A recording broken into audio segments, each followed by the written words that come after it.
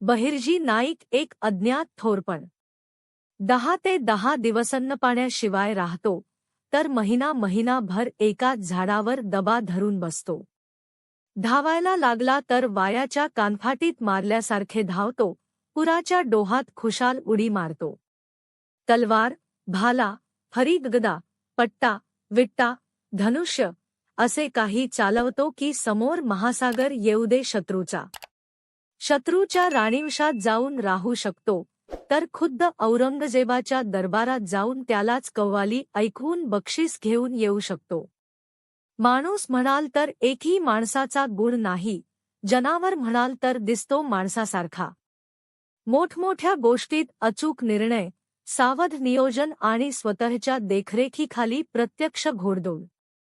खरं सांगतो गड्यांनो, हा बहिर्जी नाईक जणू शिवरायांचा तिसरा डोळाच होता.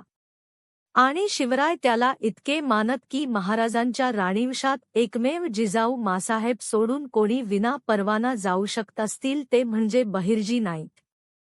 गड्यांनो, महाराजांचा नाईकांच्यावर इतका विश्वास की हा माणूस चुकून सुद्धा चूक करू शकणार नाही इतका दृढ विश्वास. पाची पातशाहीना रणांगणात सारी मुंडी चित करून जेव्हा महाराज राज्याभिषिक्त झाले तेव्हा सुद्धा बहिर्जी नाईक समोर येऊ शकत नव्हते, इतकी गुप्तता पाळत होते नाईक. महाराजांचा अभिषेक सुरू होता. महाराज मुक्त हस्ताने गरीब फकीरांना ओंजळ भरभरून द्रव्यदान करत होते आणि एक म्हातारा फकीर त्या रांगेत उभा होता. जखम म्हातारा हुंदके देऊन रडत होता आणि डोळे भरून महाराजांना पाहत होता. महाराजांनी जेव्हा त्या फकीराला पाहिले तेव्हा मात्र त्यांच्या अश्रूचा बांध फुटला. ओठावर मिशा नव्हत्या तेव्हापासून ह्या बहिर्जीने आणि मी हिंदवी स्वराज्याचे स्वप्न पाहिले.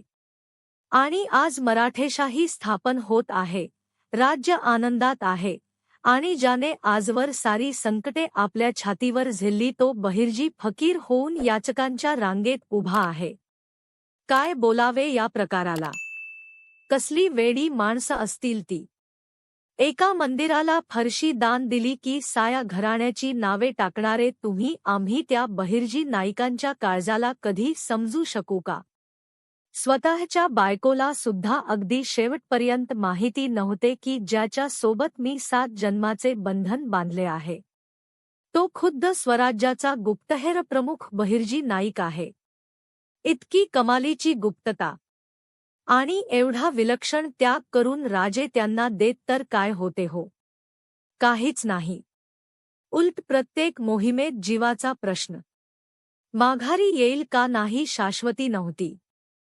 ही वेडी खुळी माणसे अशी का जगली असतील? बस एवढ्या एका प्रश्नाचे उत्तर ज्याला समजून येईल त्याच्या आयुष्याचे सोनं झाल्याशिवाय राहणार नाही. अशा या स्वराज्य वेड्या माणसांना मानाचा मुजरा. जय जिजाऊ, जय शिवराय. नरवीर बहिर्जी नाईक, जाधव समाधी, बानूरगड. एकदा नक्की भेट द्या.